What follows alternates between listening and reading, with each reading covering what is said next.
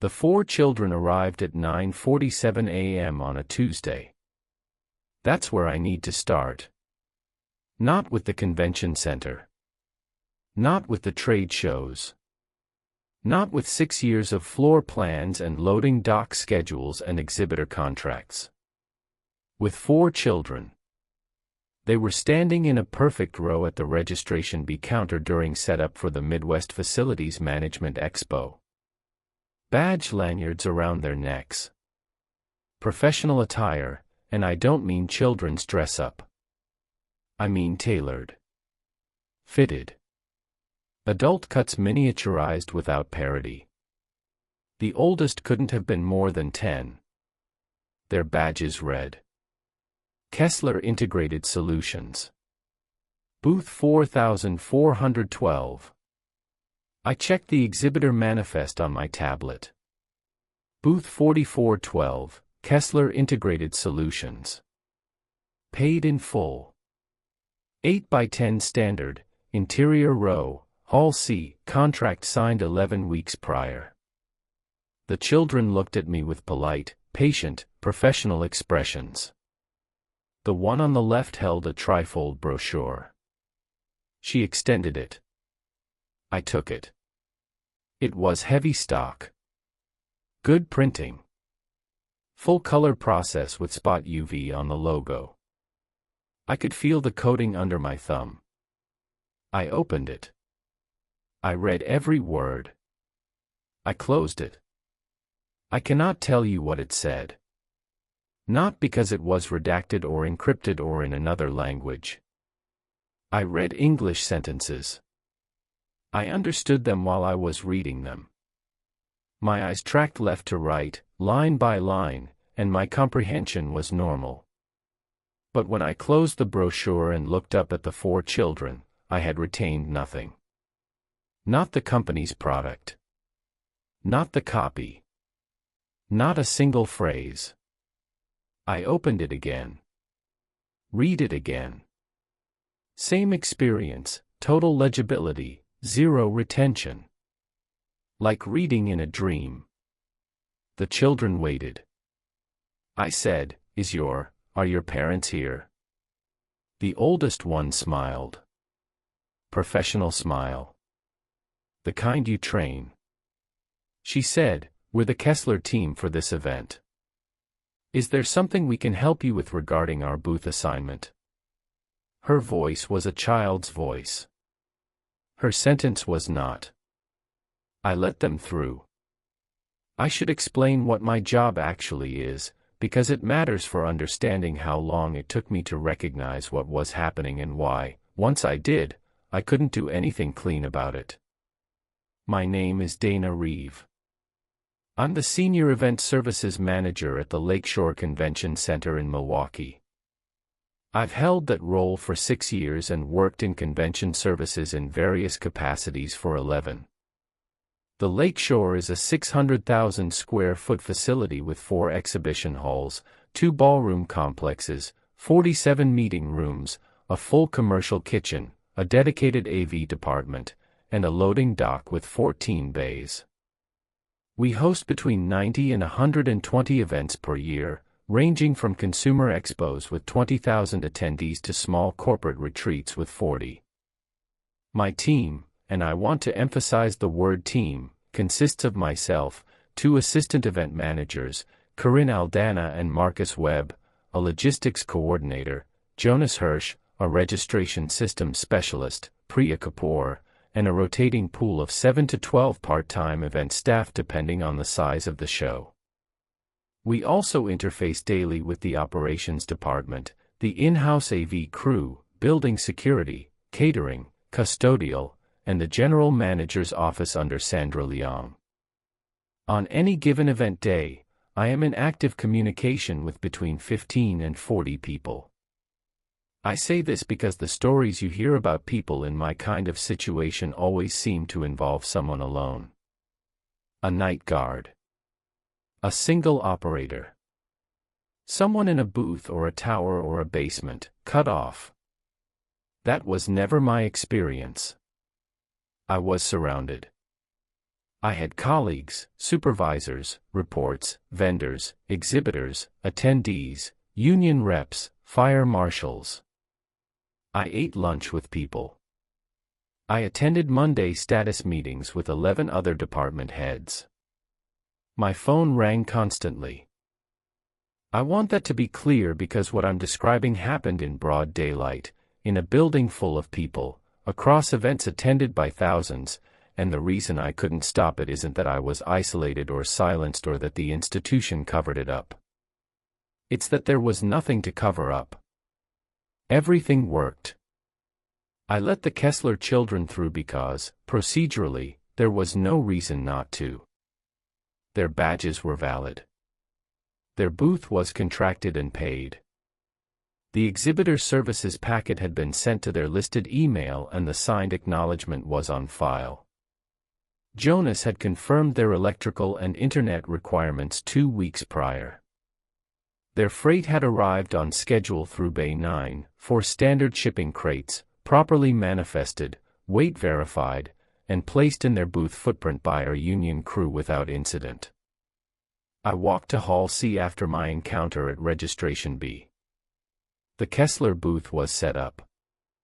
Standard pipe and drape perimeter with a company-branded back wall, a 6-foot skirted table, 2 literature racks, a small monitor running a looping presentation, and a carpet square in the corporate blue that matched their brochure. The 4 children were already there, arranging materials. Their movements were practiced. Economical. They knew where things went. They worked in silence, occasionally glancing at each other with the kind of shorthand communication you see in crews that have done 50 shows together. The monitor behind them played what appeared to be a capabilities presentation. Slides with text and images. Transitions. A progress bar. I watched it for about 30 seconds. I couldn't retain any of it. I moved on. I had 114 other exhibitors to worry about and a floor that needed to be walkable by noon. The Midwest Facilities Management Expo ran 3 days. Attendance was solid, just over 4,000 unique badges scanned. Kessler Integrated Solutions at booth 4412 received foot traffic consistent with a mid-tier interior booth. I know this because our badge scan analytics tracked dwell time by zone, and their quadrant showed normal engagement numbers. People stopped. People talked to the children. People picked up brochures. Several attendees scanned the Kessler QR code with their phones. On the second day, I watched a man in his 50s, lanyard identifying him as a facilities director from a hospital group in Rockford, spend 7 minutes in conversation with the oldest Kessler child. He was leaning in, nodding, asking follow-up questions, taking notes on a pad. The interaction was, by every external measure, a productive professional exchange between an attendee and an exhibitor. After he walked away, I intercepted him casually near the coffee station. "Getting some good leads?" I said. "Phenomenal show," he said. "Best in 3 years. Anything stand out?" He thought for a moment. "Yeah, actually. That group in the C interior, Kessler something. Really sharp presentation. I'm going to follow up." "What do they do?" He opened his mouth. Paused. Looked at his notepad. Looked at me. "Integrated solutions," he said. "For what?" The pause was longer this time. Not confused. Not embarrassed. Just buffering. Like a search returning no results but not wanting to display the empty page. "I'll have to check my notes," he said, and walked away with the confidence of someone who had just had a normal interaction. I went back to my office. Pulled up the exhibitor contract for Kessler Integrated Solutions. The company name was there. The contact name was there, R. Kessler. The address was a commercial mail drop in Schaumburg. The payment had cleared through our accounts receivable system, $4,200 for the booth, $380 in electrical, $175 for internet. Total, $4,755.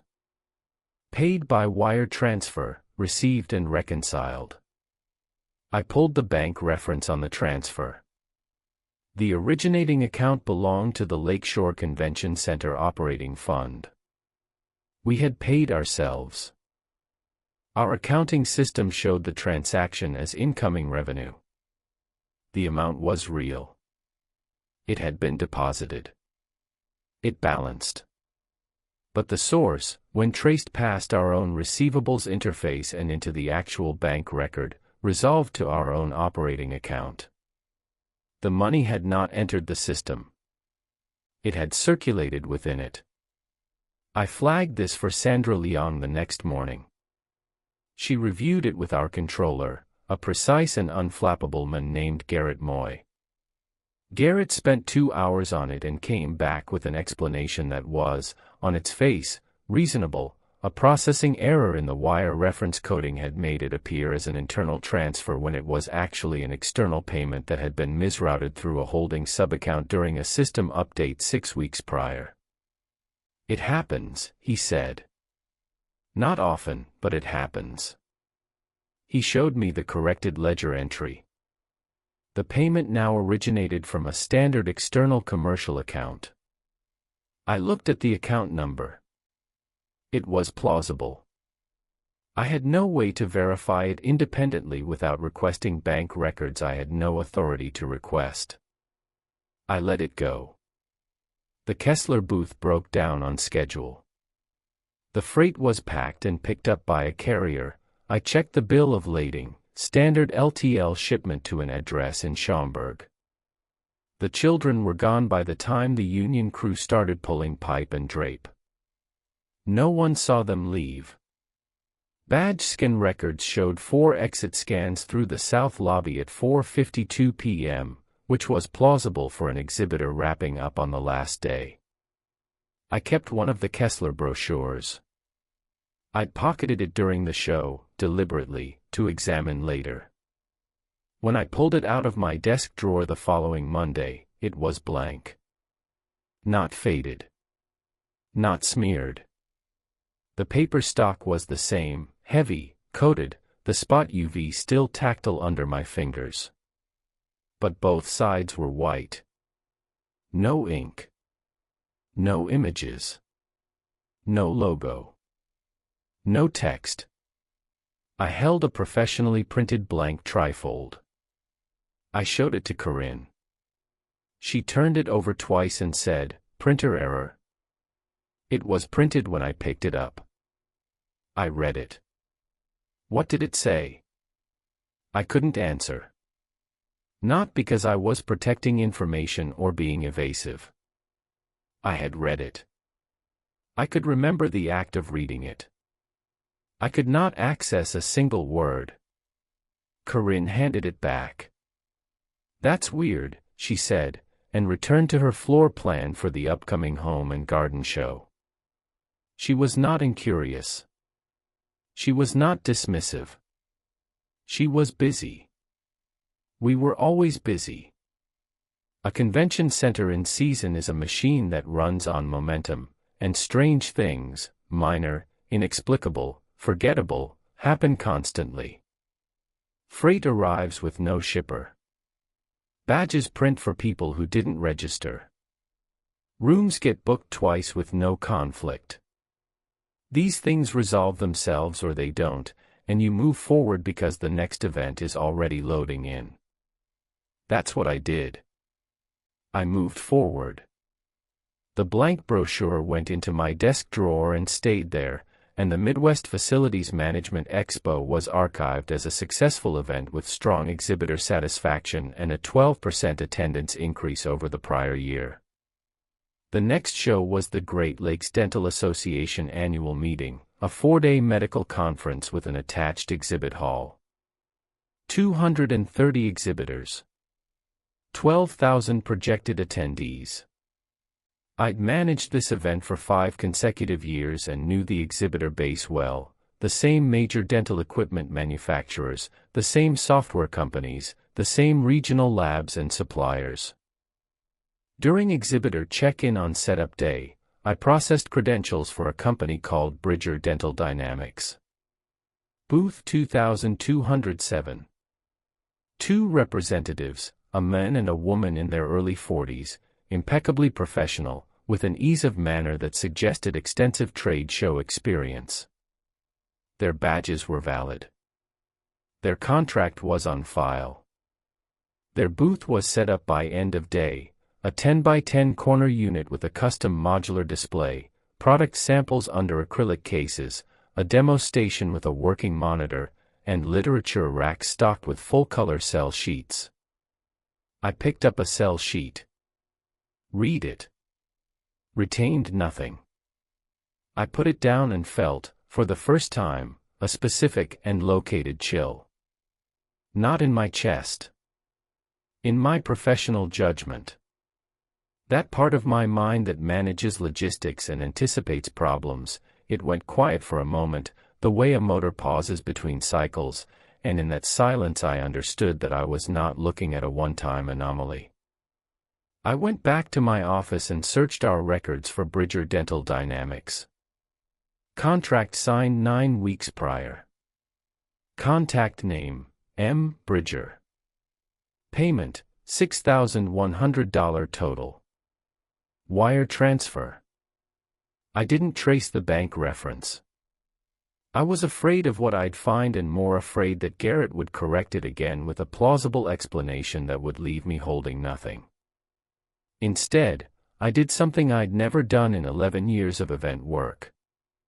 I ran a comprehensive cross-reference of every exhibitor in our system for the past 18 months against publicly available business registries, state incorporation databases, SEC filings, commercial directories, web presence, social media, industry association memberships. It took me 3 evenings. I did it at home, on my personal laptop, using only public information. No hacking. No unauthorized access. Just the kind of verification any attendee could do if they wanted to Google a company they'd met at a trade show. Of the 941 unique exhibitor entities that had contracted booth space at the Lakeshore Convention Center in the prior 18 months, 63 could not be verified as existing outside our own records. 63. Across 14 separate events. No websites. No state filings. No commercial registrations. No LinkedIn profiles for listed contacts. No industry directory listings. No press releases. No news mentions. No evidence of any kind that they occupied space in the world beyond the walls of my building during the dates of their contracted events. Their contracts were valid. Their payments had cleared. Their booth setups were documented in our event photos. Badge scan data confirmed their representatives had entered, worked the floor, and exited. Attendee surveys occasionally mentioned them by name, always positively, never specifically. I printed my findings. 41 pages. I organized them by event, by hall, by booth number. I mapped their locations on the floor plans. They were never clustered. Never adjacent. Never in premium positions. They occupied the kinds of booths that real exhibitors occasionally leave empty: interior rows, low-traffic corridors, the back corners of secondary halls. The spaces a show floor always has that never quite fill. Except ours did fill. Every time. I brought my findings to our Monday status meeting. 11 department heads. Sandra Leong presiding. I distributed copies of my summary, a 2-page overview with supporting data available on request. The response was not what I expected. I expected skepticism, challenge, maybe concern. What I got was something harder to fight. Agreement. Sandra read the summary carefully. Garrett reviewed the financial data. Hector Morales from operations confirmed that freight for the flagged exhibitors had always arrived and departed on schedule through normal carriers. Priya confirmed that badge credentials for their representatives had been generated through standard registration protocols. Marcus said their booth setups had never caused union issues. Corinne said their floor plan placements had never created traffic flow problems. No one said I was wrong. No one questioned the data. No one disputed that 63 exhibitor entities could not be verified as existing outside our building. Sandra looked at me over her reading glasses. "What's the operational impact?" she said. I didn't understand the question at first. "They're not real companies," I said. "Their contracts are executed. Their payments clear. Their booths are staffed and professional. Their presence improves our occupancy numbers, which improves our rate negotiations with real exhibitors. Attendee satisfaction is consistent." She set down the summary. "I'm asking you what the operational impact is. We don't know who they are. We don't know who a lot of our exhibitors are, Dana. We know who contracts with us. We know who pays.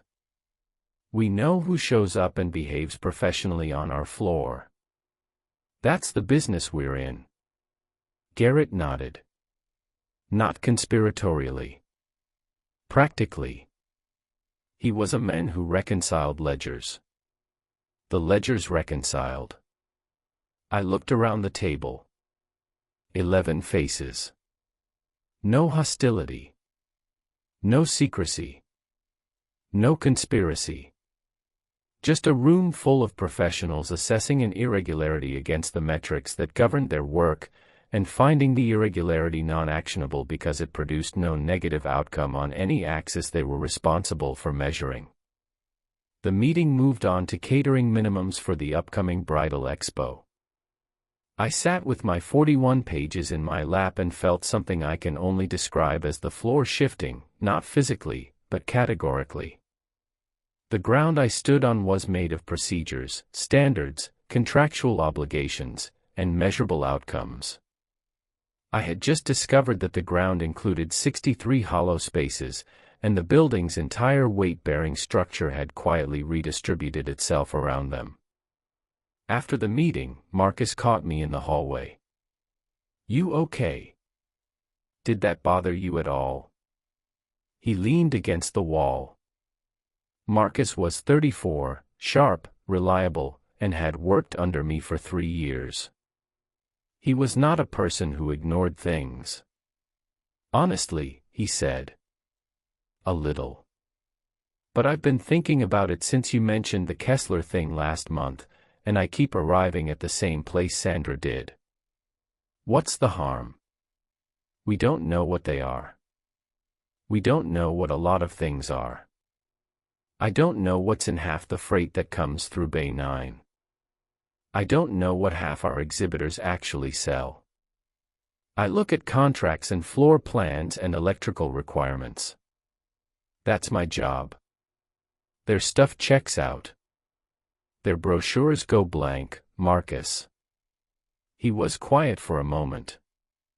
"Did you keep one from the dental show?" "I was going to. Let me know what happens." He walked away. Not dismissive. Not frightened. Just operational. He had processed the information and filed it under the heading his professional architecture provided for it, which was anomalous, non-critical, monitor and proceed.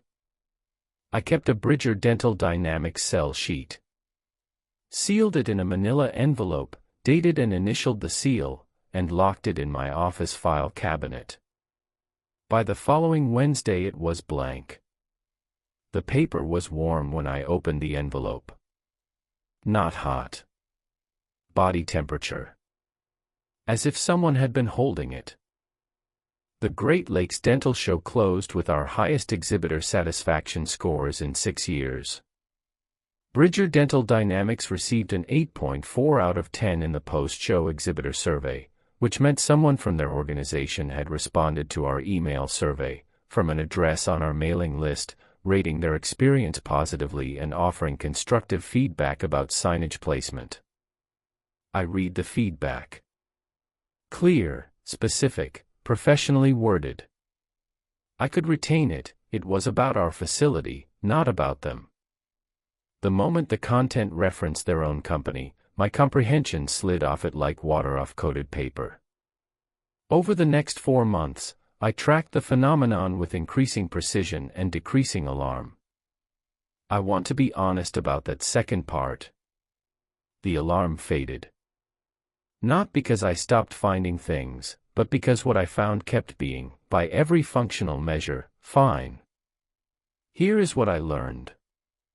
The unverifiable exhibitors, I started calling them fillers, in my notes, which I kept in a handwritten journal at home, never on any lakeshore system, appeared at every multi-day trade show or expo we hosted.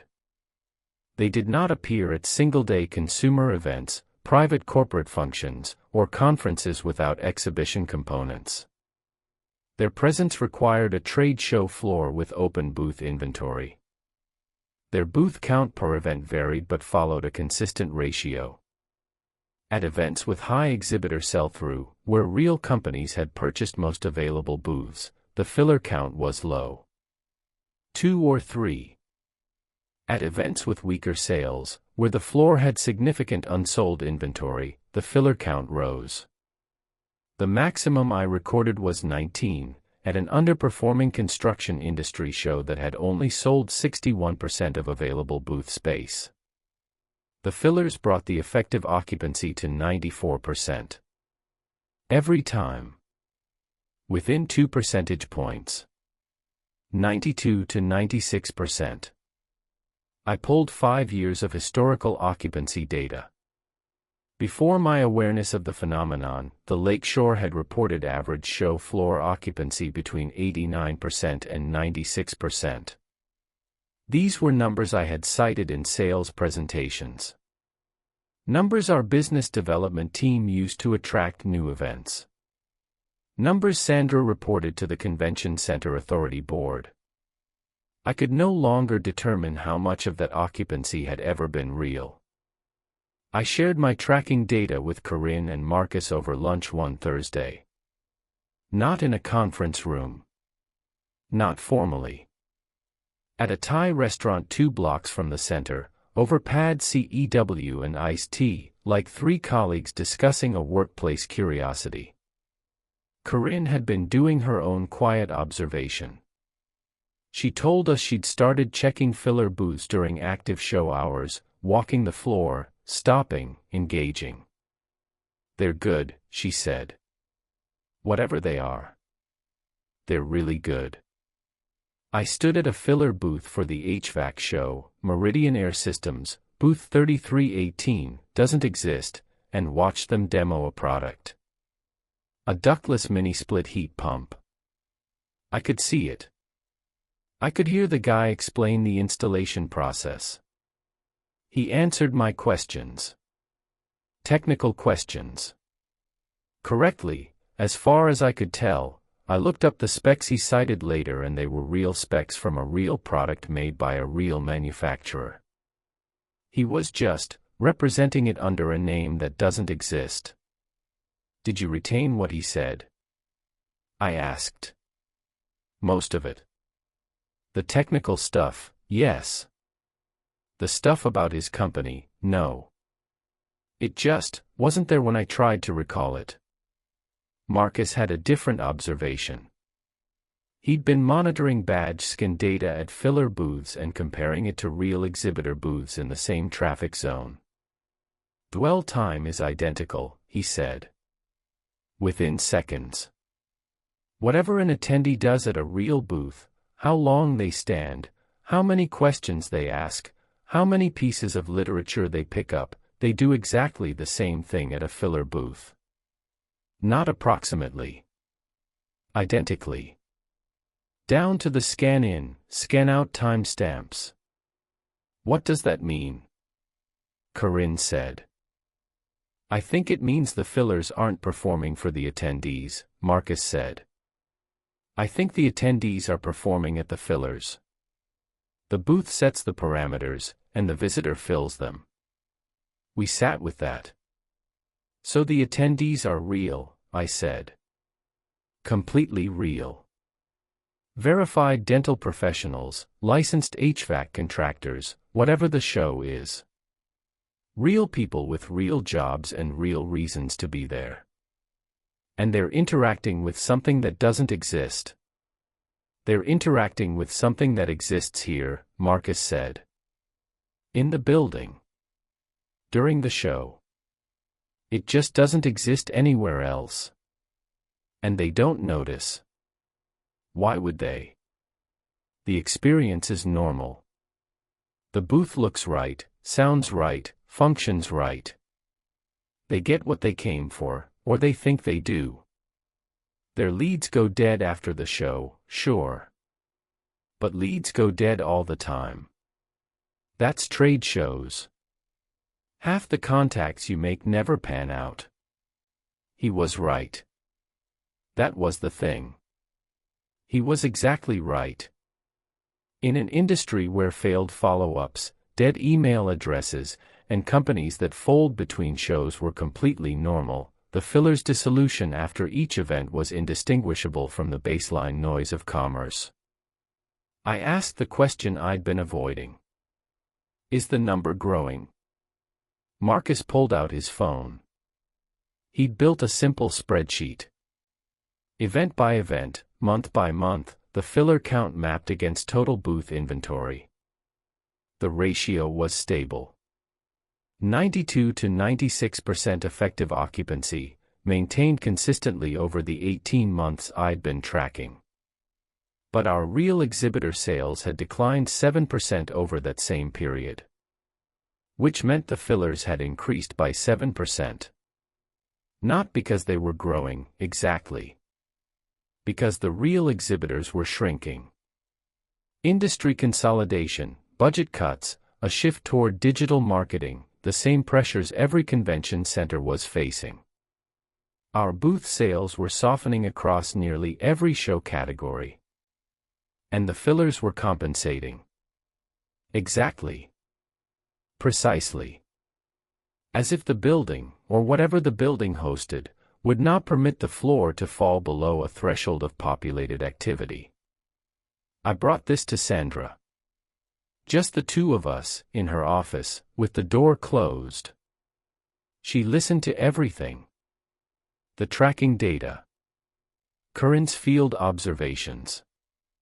Marcus's dwell time analysis. The 7% compensatory increase. She listened the way she always listened, completely, without interruption, with the focused attention of a woman who had run a major convention facility for 14 years. When I finished, she opened her desk drawer and took out a file folder. Inside were 3 sheets of paper, handwritten, dated 8 years prior. The handwriting belonged to her predecessor, a man named Dale Kiefer, who had retired and moved to Scottsdale. The notes were brief. Observational. Almost casual. Floor showing full at MSE despite 14 open booths per sales report. Walk the opens. All occupied. Companies not on my list. Checked with Gina in registration, badges valid. Asked Dale Jr. in accounting, payments received. Good enough for government work. Will monitor. The second page, dated 5 months later. Count is up to 20 plus per show. Quality is remarkable. Better signage than half our reals. No complaints. Revenue impact, positive. Leaving it alone. The third page, dated 2 years after that, was a single line. The building fills itself. Let it. Sandra closed the folder. Dale gave me this on his last day, she said. I thought he was being poetic. An old arena guy waxing philosophical about how a good venue attracts business. It took me about a year to understand he was being literal. And you're comfortable with it? She took off her reading glasses and rubbed the bridge of her nose. Sandra was not a woman who performed comfort or discomfort. She managed. That was her verb, her function, her identity. Comfortable isn't the word I'd use, she said. I have a facility that operates at over 90% floor occupancy in a market where the national average is 73. I have exhibitor satisfaction scores in the top decile of comparable venues. I have an operating budget that balances. I have a staff of 140 people whose jobs depend on this building being booked. She put her glasses back on. You're asking me to be uncomfortable about something that has no victim, no cost, and no failure mode that anyone can identify. What if it does have a failure mode we haven't seen yet? Then we'll manage it when it presents. That's what we do. She wasn't wrong. I hated that she wasn't wrong. I hated it because I wanted someone to be alarmed, and the absence of alarm was not a failure of awareness, it was a rational response to the evidence. The fillers caused no harm. They produced no complaints. They generated revenue. They supported jobs. They made our shows better by every metric the industry used. The only thing they didn't do was exist. I went home that night and sat in my kitchen with my handwritten journal and tried to articulate, in writing, what exactly I was afraid of. I filled 2 pages and then read them back. What I'd written, stripped of repetition and circling, was this. I am afraid that real things and unreal things have become functionally identical, and that I work inside a system that cannot distinguish between them, and that the system is correct not to distinguish between them, and that my ability to see the difference is not an advantage but an irrelevance. I kept working. What else would I do? I had a mortgage, a career, a team I was responsible for, and a building that needed managing. The fillers didn't require management. They managed themselves. They arrived on time, set up professionally, worked the floor, broke down clean, and left no trace except the revenue they generated, which was real, and the contacts they provided to real attendees, which were not. I developed habits. Small ones.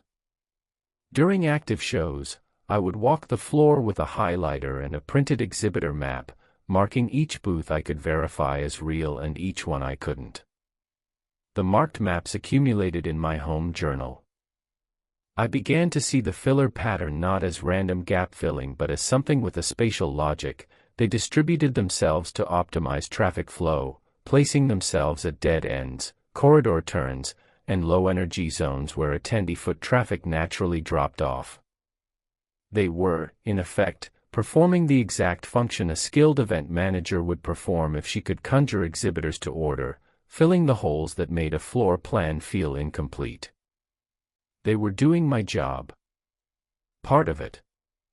The part I'd always found most difficult, convincing companies to take undesirable booth positions. Corinne noticed it too. They're not competing with the real exhibitors, she said one afternoon, studying my marked floor plan for the upcoming regional food service show.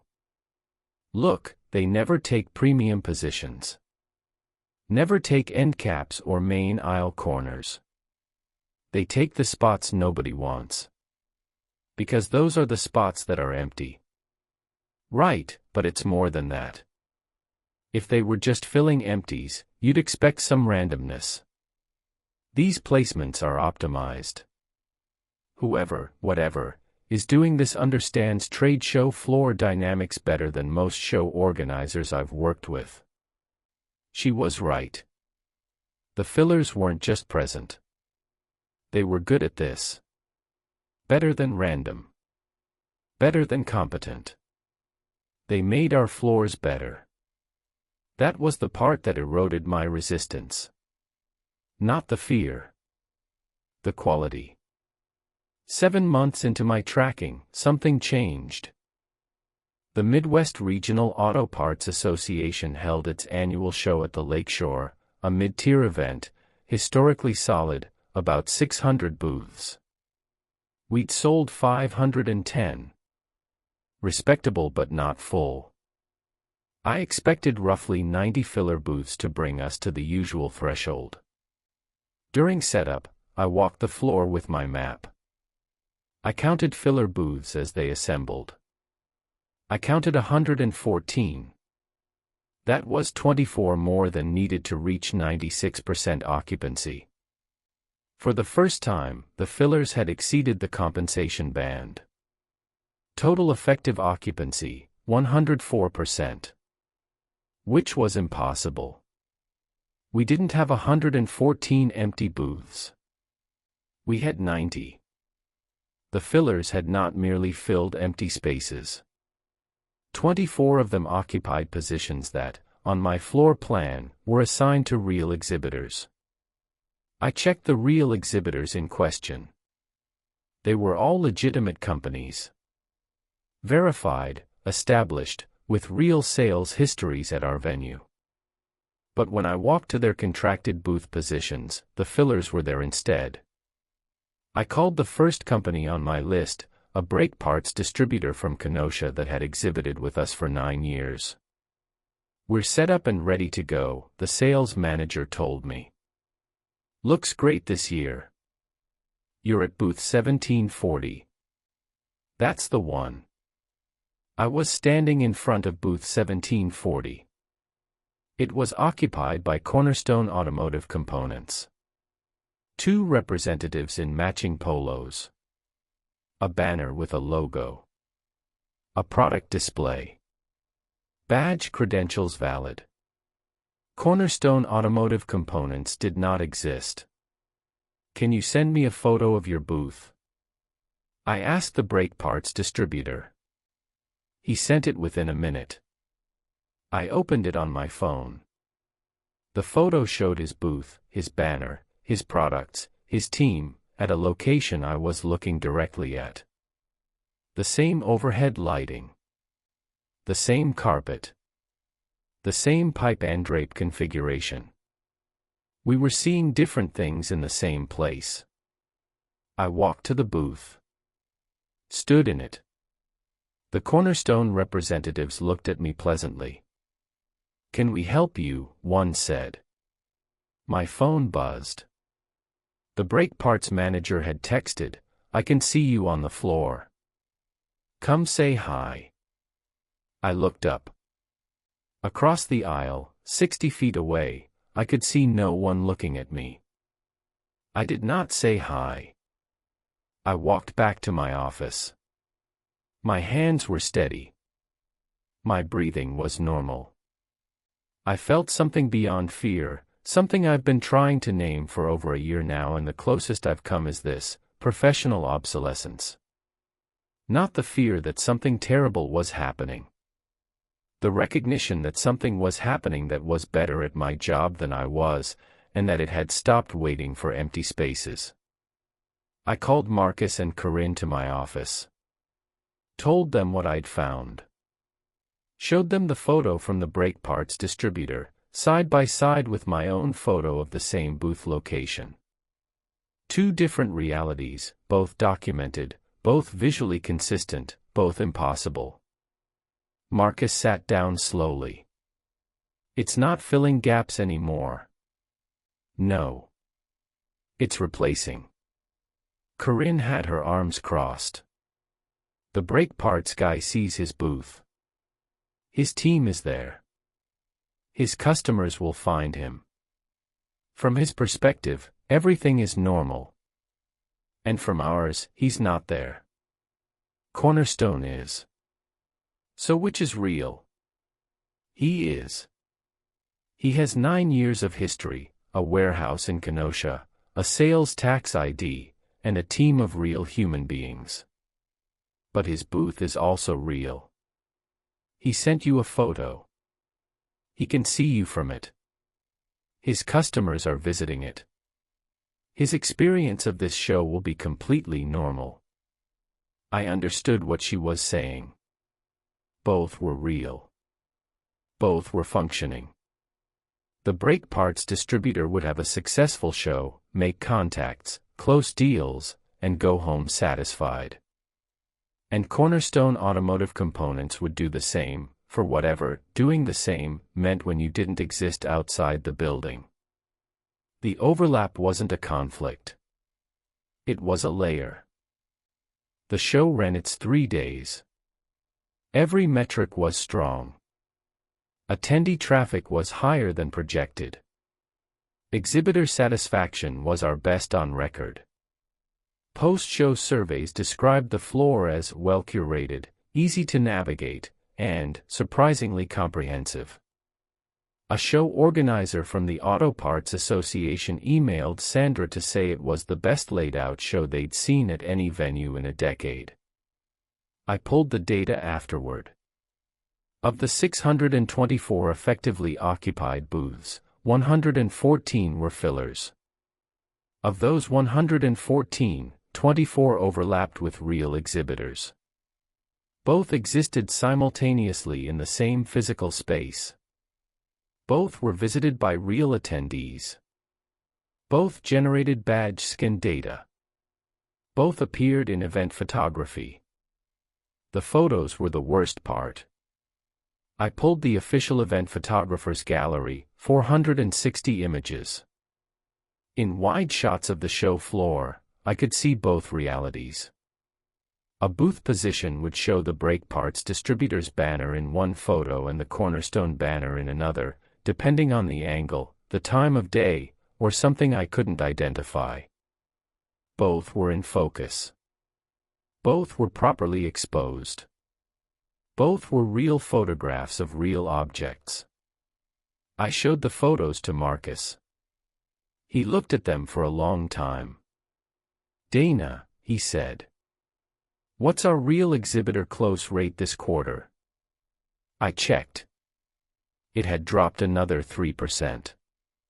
We were now at 58% of available booth inventory sold to verifiable companies across our upcoming event calendar. If this keeps going, Marcus said, the fillers won't be compensating for the gap. They'll be the majority. I ran the projection that night. Linear trend, conservative assumptions. At the current rate of real exhibitor attrition and filler compensation, the Lakeshore Convention Center would host its first show with a filler majority within 14 months. Within 3 years, real exhibitors would constitute fewer than 30% of our show floors. The events would still be full. The floors would still be active. The revenue would still flow. The attendees would still come, real people, with real needs, walking a floor populated primarily by entities that existed only within the building for the duration of the event. And those real attendees would network, exchange cards, collect literature, attend demos, and leave with contacts and leads that would dissolve within days. Their emails would bounce. Their phone calls would reach disconnected numbers. The brochures in their bags would be blank by the time they unpacked. And they would attribute this to the normal attrition of trade show contacts, because that attrition was so common as to be expected. The system was not breaking. It was not failing. It was transitioning, smoothly, from an economy of real exchange to a performance of exchange so precise that the difference was undetectable from inside. I did something I shouldn't have done. I went to the auto parts show floor on the final morning, during breakdown, when the fillers were packing up. I approached the Cornerstone booth. The two representatives were dismantling their display with the practiced efficiency I'd come to recognize. "Excuse me," I said. They looked at me. Polite. Attentive. Present. "What are you?" I said. The taller one tilted his head slightly. Not confused. Considering. "We're exhibitors," he said. "You don't exist. We're here. You won't be here tomorrow." He smiled. Not threatening. Not sad. Professional. The smile of someone wrapping up a successful show. "Neither will you," he said. "That's how trade shows work." He went back to packing. I stood there for a moment, understanding that his answer was perfect, perfectly true, perfectly deflective, perfectly calibrated to make my question sound absurd. Because he was right. No one exists at a trade show after the show. The whole industry is built on temporary structures, temporary presences, temporary exchanges. The fillers weren't violating the logic of the business. They were the logical conclusion of it. I told Corinne and Marcus about the conversation. Corinne was quiet for a long time. "You know what this means, right?" she said. "What?" "We can't fight it by exposing it, because there's nothing to expose. They're not hiding. They're not illegal. They're not defrauding anyone. They pay. They show up. They work. They leave. They're not real. Define real. Define it operationally. In a way that our contracts, our finance system, our badge system, our satisfaction metrics, or our clients can detect." I couldn't. That was the answer, and I couldn't. Marcus leaned forward. "There's another question," he said. "If the fillers reach majority, if they're 70%, 80% of our floor, what's the show for?" None of us answered. Right now, a trade show exists so that real companies can meet real buyers. The fillers are decoration, basically. Stage setting. They make the floor feel full and alive so the real exchanges can happen. But if the ratio flips, then the real exhibitors become the minority. The decoration. And the show exists for itself, I said. For whatever the fillers are doing that looks like a trade show but isn't one. The next 3 events confirmed the trend. Real exhibitor sales continued their slow decline. Filler presence continued its precise compensation. The overlapping fillers occupying the same space as real exhibitors without conflict increased. At the Home and Garden Expo in October, I counted 31 overlaps. Both realities coexisted. Both were experienced as complete. I began to wonder whether the attendees could tell. I designed a simple post-show survey question: how many exhibitors did you find relevant to your professional needs? And compared the answers against the number of real exhibitors in each respondent's badge scan path. The numbers didn't correlate. Attendees who had spent most of their time at filler booths reported the same level of professional satisfaction as those who had visited primarily real exhibitors. Their experience of value was identical. The fillers weren't failing to provide something. They were providing it: warmth, engagement, the feeling of a productive day on a show floor, and the fact that nothing durable came out of the interaction didn't register as a deficiency because, again, so much of the trade show experience was already ephemeral. In November, I received an email from a show organizer, a woman named Patricia Hensley who ran the Upper Midwest Building Trades Conference, one of our anchor events. "Dana," she wrote, "I wanted to flag something. 3 of our exhibitors from last year's show have told me they're not renewing because they didn't get any viable leads. They said the traffic was great but the follow-up was dead. Business cards went nowhere. Emails bounced. They're questioning the ROI of the show. She wasn't panicking. She was doing what show organizers do, managing exhibitor retention. But the reason she gave was exactly what the fillers would produce, a show that felt successful in the moment and evaporated afterward. The real exhibitors were getting leads from filler attendees. No, the attendees were real.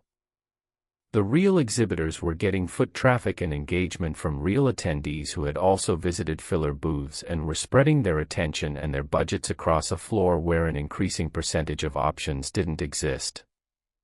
The fillers were diluting the real economy not by taking anything but by multiplying the supply of apparent opportunity until real opportunity became statistically harder to find.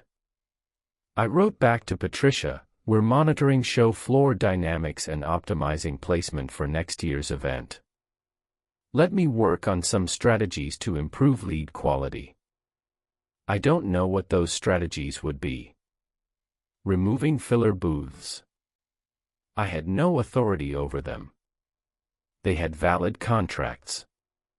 Flagging them to exhibitors. I couldn't prove they weren't real in any way the system recognized.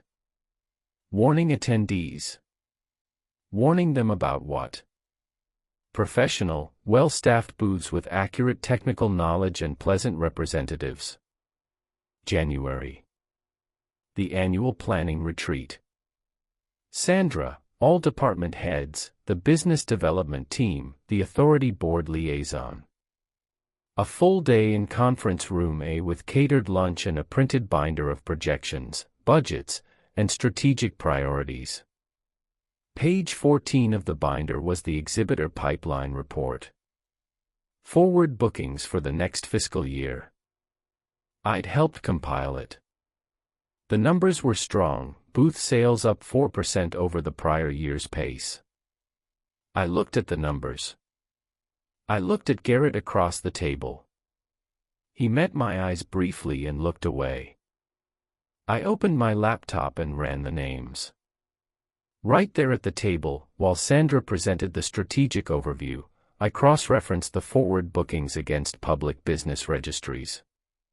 Of the next year's advance booth contracts, 34% were fillers. They were booking ahead now. They were planning. I closed my laptop. Sandra was talking about a capital improvement proposal, a new exhibition hall, Hall E, adding 80,000 square feet of show floor to the facility. The authority board was enthusiastic. The financing was favorable. The demand justified it. Our occupancy numbers were the strongest in the region. Our occupancy numbers. Hall E would add approximately 250 new booth positions per major event. At our current real exhibitor trajectory, we might fill 100 of them with verified companies. The rest, 150 new spaces, would fill themselves. We were building a building for them. I said nothing. After the retreat, I went to my office and stared at the floor plan for Hall E, the architectural rendering, clean lines, open sight lanes, optimized traffic flow. It was a beautiful design. It would be a beautiful space. Shows would be held in it. Exhibitors would work it. Attendees would walk it. Some of it would be real. I went home. I sat with my journal. I wrote. I am not being silenced. I am not being threatened. I am not being gaslit. Everyone around me sees what I see, knows what I know, and has arrived at a reasonable professional conclusion that nothing is wrong. Nothing is wrong. The building works. The shows work. The numbers work. The people are real, or they're not, and it doesn't matter, because the experience is the same. What I'm watching is not a haunting, not a conspiracy, not a cover-up. It's an optimization. Something, the building, the format, the industry, the concept of a trade show itself, has found a way to run at capacity regardless of whether the capacity is populated by anything real. And it's getting better at it. And it doesn't need my permission or awareness. And the worst part, the part one come back to every night, is that I can still see the difference, and it doesn't help. Seeing it changes nothing. It affects no outcome. It disrupts no process. It saves no one. I am the only instrument in this entire system that registers the distinction between real and not real, and the system has no use for that instrument. I am a real exhibitor on my own show floor, and the building is filling in around me. Last week, Priya came to my office. She closed the door, which she rarely does. She's usually brisk, efficient, in and out. "I need to show you something," she said. She opened her laptop. The badge registration system for the upcoming Midwest HVAC and Refrigeration Expo, our biggest spring show. 10,000 projected attendees. Advance registrations are up 22%, she said. Best pre-registration we've seen for this show in a decade. That's good. Look at the registrations. She showed me the data. Names, companies, email addresses, professional titles. Thousands of entries. Normal formatting. Normal distribution of industries and geographic origins. I started spot checking. Company names against public registries. LinkedIn profiles. Business addresses. The first 10 checked out. Real people. Real companies. Numbers 11 through 15 did not exist. I checked 50. Then 100. 31% of advance attendee registrations could not be verified as real people. Not the exhibitors this time. The attendees. The show floor was filling with entities that didn't exist, and now the audience was filling too. The same precise, professional, undetectable presence. Real badges. Real credentials. Real people moving through turnstiles and walking the floor and asking questions and collecting brochures. The fillers were on both sides of the table. I showed Priya my 18 months of data. She was quiet for a long time. Then she said something I haven't been able to stop thinking about. What's the threshold, Dana? At what point does a trade show that's mostly not real stop being a trade show and start being a thing that looks like a trade show? I don't know. Because from the outside, from the perspective of anyone who attends, exhibits, organizes, or reports on it, there's no difference. The lights are on. The people are there. The conversations happen. The economy circulates. If nobody can tell, and nobody is harmed, and every metric is green, then what is it? Then what are we? I didn't answer. She closed her laptop and left. The Midwest HVAC and Refrigeration Expo opens in 6 days. Hall A, Hall B, and Hall C, 1,400 booth positions. I have the floor plan on my desk. I've marked the fillers I can identify from advance contracts. 412. Real exhibitors, 361. The rest are pending, and I can no longer predict which column they'll fall into. I will walk the floor on opening morning, as I always do. I will carry my tablet and my highlighter and my marked map. I will greet exhibitors, check booth setups, coordinate with operations, resolve last-minute problems. Corinne and Marcus will be with me. We will do our jobs. The show will be excellent. I know this because the shows are always excellent now. The floors are full, the traffic flows, the conversations hum with the productive energy of professionals exchanging knowledge and building relationships. The coffee stations will be busy. The demo areas will draw crowds. The keynote speaker, a real person, a well-known industry figure, will deliver her address to a ballroom that may be half populated by registrations that resolve to nothing. She'll get a standing ovation. I pulled up the event photographer's schedule yesterday. Standard coverage, opening ceremony, floor shots, exhibitor features, candid attendee engagement. 400 images minimum. I looked at last year's gallery. Scrolled through it slowly. The faces in the crowd, some real, some not, and I could no longer tell which from a photograph. They all smiled the same way. They all wore the same lanyards. They all carried the same tote bags stuffed with literature that would be blank by the weekend. In one photo, a wide shot of the Hall B atrium, taken from the mezzanine, I could see myself. Small figure, lower left. Tablet in hand. Lanyard visible. I was talking to someone. I don't remember who. I zoomed in. The person I was talking to was professionally dressed, attentive, leaning in slightly. Their badge was visible, but the text was too small to read at that resolution. I submitted a request to the photographer for the original high-resolution file. It arrived this morning. I zoomed in. The badge was blank. The face was mine. I was talking to myself. Or to something wearing my lanyard, my posture, my exact professional smile, standing in a position I don't remember being in, at a time I can't account for, on a floor I manage. I put the photo in my desk drawer, next to a stack of blank brochures and a handwritten journal that I am less and less certain I started. The show opens Monday.